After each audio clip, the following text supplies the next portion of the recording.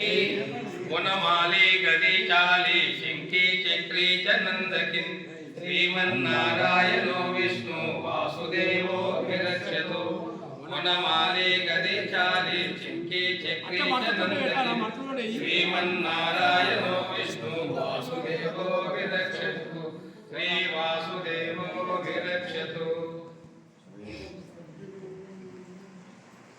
అందరికీ పేరు పేరున ధన్యవాదాలు తెలియజేస్తున్నాం.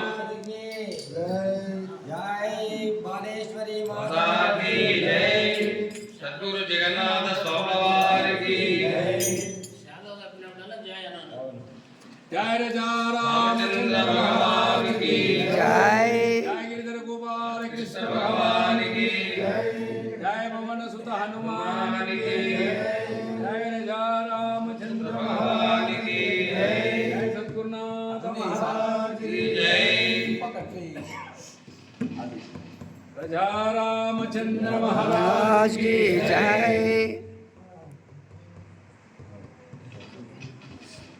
ఇలా కొంతమంది శంకరమ్మ మాత గారి శిష్యులు ఉన్నారు, కొంతమంది మన జగన్నాథ స్వామి శిష్యులు కూడా ఉన్నారు. వీరందరూ షాద్నగర్ లో శ్రీ రుద్రాక్ష శివాన్మాన్ దేవాలయంలో ప్రతి శనివారం భజన కార్యక్రమాలకు వస్తుంటారు. మేమంతా కలిసి దాదాపు 5 సంవత్సరాలు కంప్లీట్ అయింది. గుడి కట్టేది అంతకన్నా ముందు 2 సంవత్సరాలు, గుడి అయినాక 5 సంవత్సరాలు, అంటే 7 సంవత్సరాలు కంప్లీట్ అయింది. 8వ సంవత్సరంలో ప్రయాణం చేస్తున్నాము.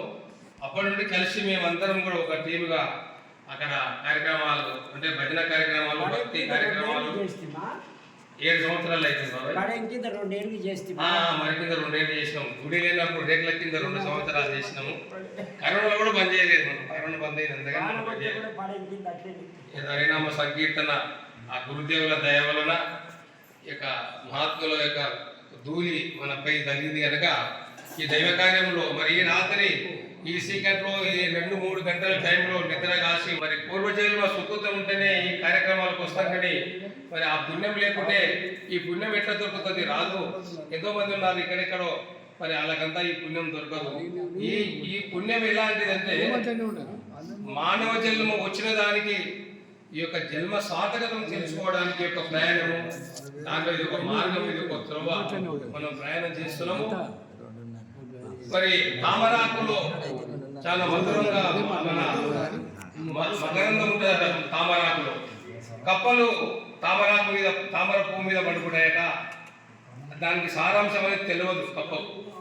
మరి తేనెటీగలు ఎక్కడో చెట్ల నుండి వచ్చి దాంట్లో ఉన్న సారాంశం తీసుకుపోయి మకరందం తయారు చేసి దేవుని నైవేద్యానికి ఎంతో వైద్యానికి పనిచేస్తుంటారు. ఆ మకరందం అంటే తేనెటీగలు ఎక్కడికి వెళ్ళి వచ్చి తేనెటీగలు తీసుకొని ఆ మకరందం తీసుకొని పోతాయి. ఇవన్నీ తేనెటీగలు, ఇవన్నీ ఇక్కడ ఉండేటివన్నీ కప్పలుగా భావించవచ్చు. ఎందుకంటే మరి అన్నదా భావించదు, కానీ మరి కప్పలకు తెలియదు ఇదంతా.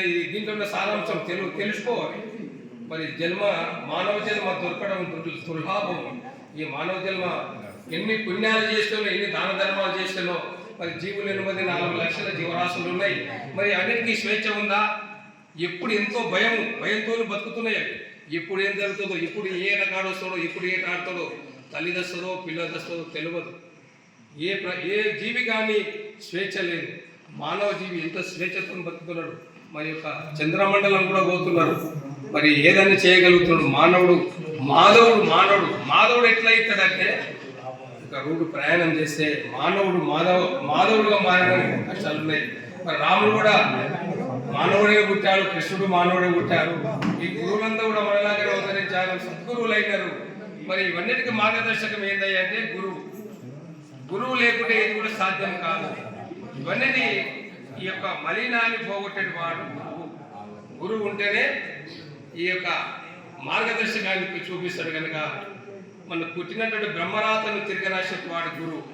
అందుకు ఆ గురువు రూట్లో ప్రయాణం చేస్తున్నాం మనం అందరం. పుణ్యాత్ములై, ధన్యాత్ములై మరి ఎంతెంతో మంచి కార్యక్రమాలు చేయాలని, మరి ఒక మాధవపల్లి ఆశ్రమం మీరందరికీ తెలుసు. ఈ చుట్టుపక్కల మరి బాలీశ్వరమ్మ మాత గారు ఈ ఆశ్రమం స్థాపించి దాదాపు 80 సంవత్సరాలు పైచిలకు 100 సంవత్సరాలకు వస్తుంది.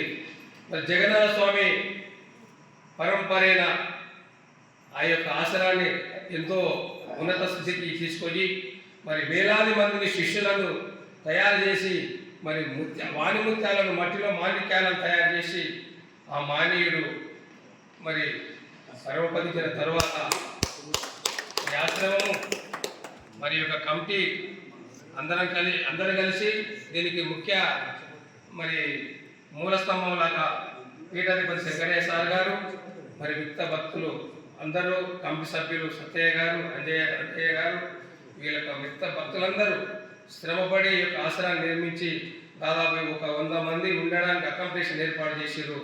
మరి వాళ్ళకి ఎన్ని జన్మల పుణ్యము, ఎన్ని జన్మలో ఇలాంటి పుణ్య భాగ్యం దొరకదు మానవ సేవ చేయడము. ఈ ఆశ్రమానికి మీరందరూ వచ్చినందుకు మరి మీకు మరి మరొకసారి ధన్యవాదాలు తెలియజేస్తూ మరి మా మిత్రుడు 2 మాటలు మాట్లాడవద్దు, తర్వాత సార్ కూడా 2 మాటలు మాట్లాడతారు.